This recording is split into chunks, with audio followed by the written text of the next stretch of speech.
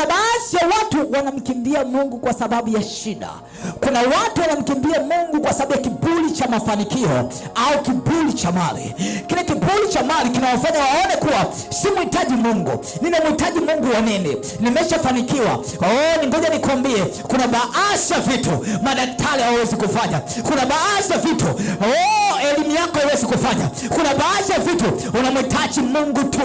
Unamhitaji tu Mungu aingilie kati. Petro anamuuliza Bwana, tuondoke kwako twende kwa nani?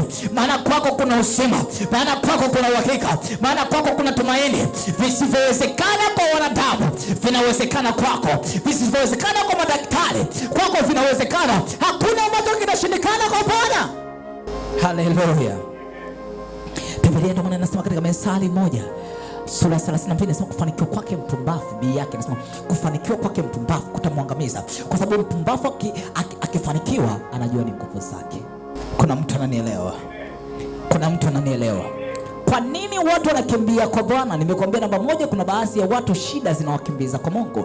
Lakini namba 2, nimekwambia kuna watu wanaenda kwa waganga kwa sababu ya shida, lakini waganga wanaongezea shida. Kuna watu wanaondoka kwa Mungu kwa sababu ya mafanikio. Kwa sababu mafanikio, baada ya kupata fedha nyingi, fedha inaanza kumwambia kunywa pombe. Fedha inaanza kumwambia mwanamke wako alipopauka ongeza mwingine. Sio type yako. Mwanamke amekuzalia watoto 3, amekuzalia watoto 2, baadaye unaanza kuona sio type yake. Anaanza kuona sio type yake, anaondoka kwa Mungu. Kama alikuwa anaamini Mungu, anaondoka kwa Mungu, anaanza kuongeza watu, na mwisho wake unakuwa ni uharibifu.